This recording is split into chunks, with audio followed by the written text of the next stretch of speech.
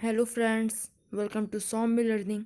Friends, आज हम लोग पढ़ेंगे class 8th English it's so happened का चैप्टर 5 प्रिंसेस सितंबर की क्वेश्चन आंसर्स। तो अगर अभी तक आपने हमारे चैनल को सब्सक्राइब करके इस वीडियो को लाइक नहीं किया है तो जल्दी से कर लीजिए। और हाँ, अगर आपको इस चैप्टर के समरी चाहिए हो या फिर किसी और चैप्टर के क्वेश्चन आंसर या फिर समरी, तो आप लोगों के लिए मैंने एक प्लेलिस्ट बनाया है और उस प्लेलिस्ट का लिंक आपको डिस्क्रिप्शन में मिल जाएगा। तो चलिए हम लोग वीडियो को शुरू करते हैं।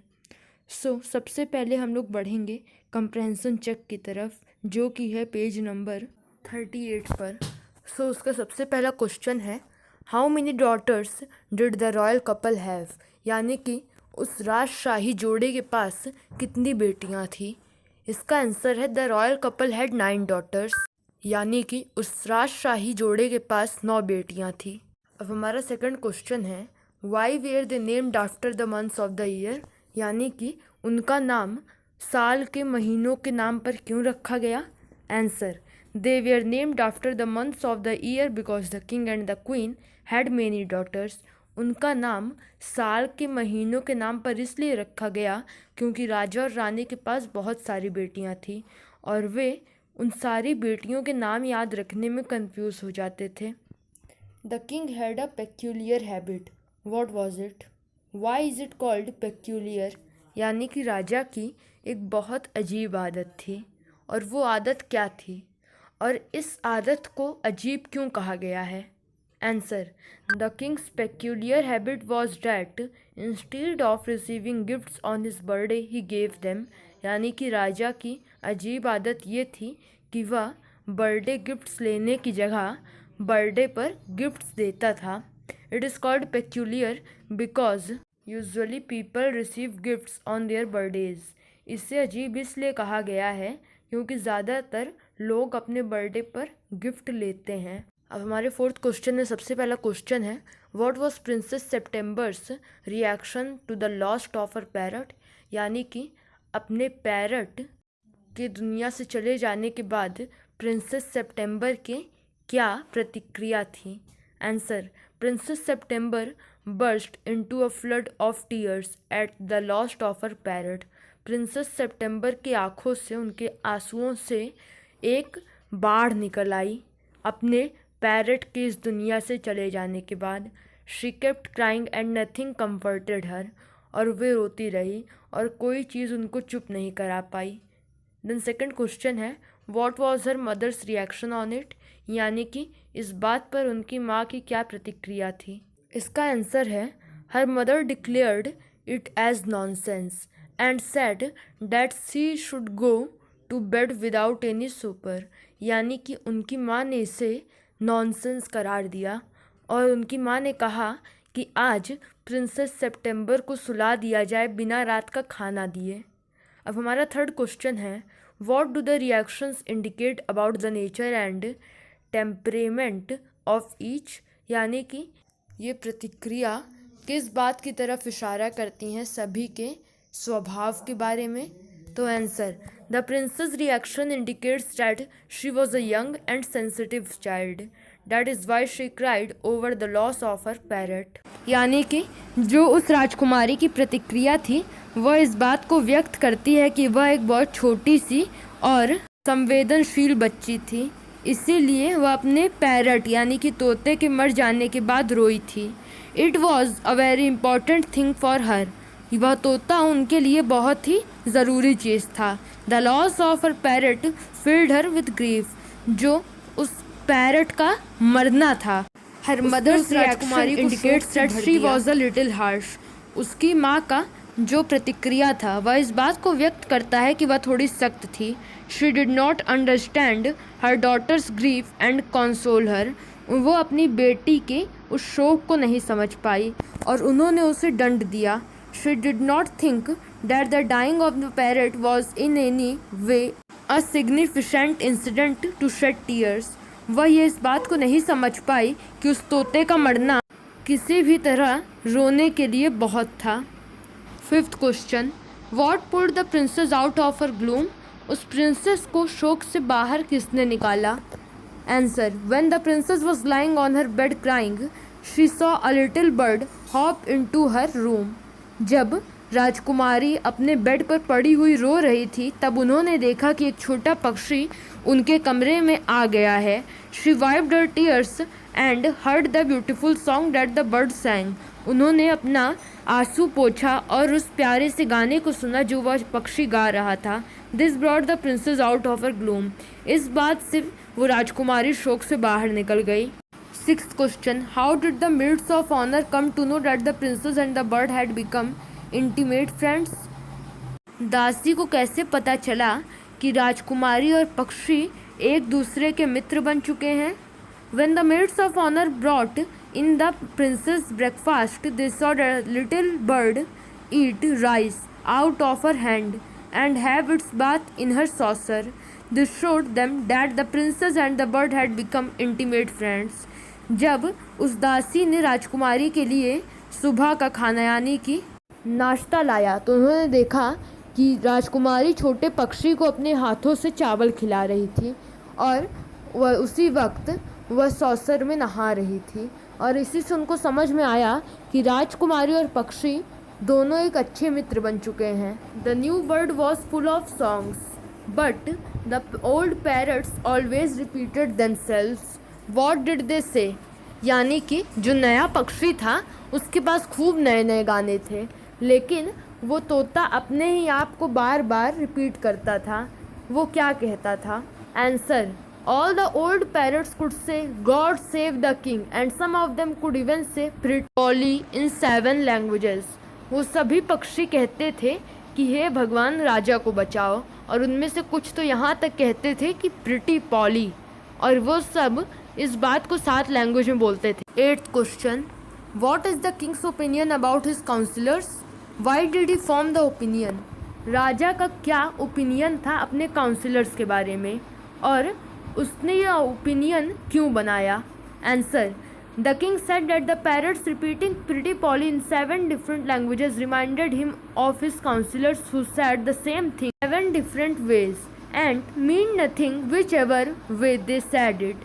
यानी कि राजा ने कहा कि वो पैरट्स जो प्रिटी पॉली बार बार 7 लैंग्वेज में बोल रही हैं वो उनको अपने काउंसिलर्स की याद दिलाता है जो सेम चीज़ को 7 बार अलग अलग तरीके से बोलते हैं और उसका कुछ मतलब नहीं होता। This was similar to the way the parrots kept repeating what they had learned without knowing the meaning of what they said. ये वही बात हो गई कि वो पैरट्स एक ही बात को 7 बार रिपीट कर रही हैं और उन्हें नहीं पता है कि वो क्या बोल रही हैं। अब 9th क्वेश्चन में सबसे पहला क्वेश्चन है, the 8 princesses made an offer to prince September, what was it. यानी कि उन 8 प्रिंसेस ने राजकुमारी सितंबर को एक ऑफ़र दिया। वो ऑफ़र क्या था? The 8 princesses offered to buy a lovely and green yellow parrot for Princess September by putting in all their pocket money। उन 8 राजकुमारियों ने प्रिंसेस सितंबर को कहा कि वह एक प्यारा सा हरा और पीला तोता खरीद लें और उसके लिए वह 8 अपनी पॉकेट मनी देने के लिए तैयार हैं। Second question, why in your view did they do it. तुम्हारे हिसाब से उन्होंने ऐसा क्यों कहा होगा?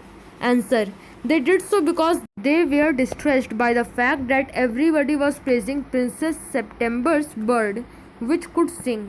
वो उन्होंने ऐसा इसीलिए किया क्योंकि वह लोग परेशान हो चुके थे कि सभी लोग राजकुमारी सितंबर के बर्ड की ही प्रशंसा करते हैं विच कुड सिंग, जो कि गा सकती थी। Their parrots looked sad and repeated the same things. उनके जो पक्षी थे यानी कि उनके जो तोते थे वो काफ़ी दुखी रहते थे और केवल एक ही चीज़ को रिपीट करते थे।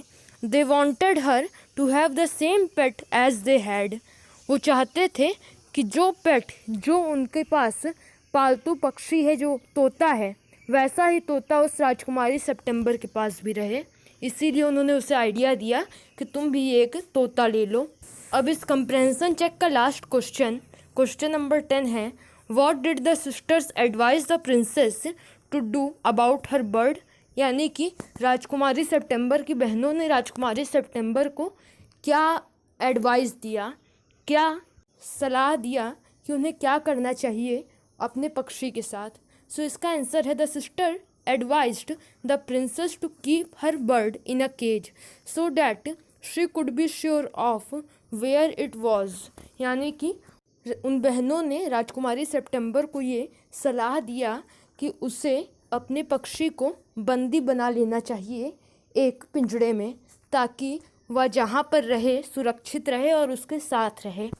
अब हम बढ़ेंगे पेज नंबर 43 के कंप्रेहेंशन चेक की तरफ। इसका फर्स्ट क्वेश्चन है, in the following sentence elaborate the parts given in bold. Under the circumstances it was a very unfortunate remark for the bird to make. So under the circumstances, after what her sisters advised her to do, the princess was worried about the bird. She feared that the bird might forget her or is liking someone else. She felt that in such a circumstance she should lose her little pet. A very unfortunate mark. On returning, the bird said that it very nearly did not come back that night, as father-in-law was giving a party and had wanted it to stay. This was the last thing that the princess wanted to hear, as it only confirmed her fears. अब second question में पहला question है, What did Princess September do to ensure the safety of her pet? यानी कि राजकुमारी सितंबर ने क्या किया ताकि उसके पालतू पक्षी की जान सुरक्षित रहे। Answer, To ensure the safety of her pet, Princess September put it in the cage. अपने पालतू पक्षी को बचा कर रखने के लिए राजकुमारी सितंबर ने उसे एक पिंजड़े में डाल दिया।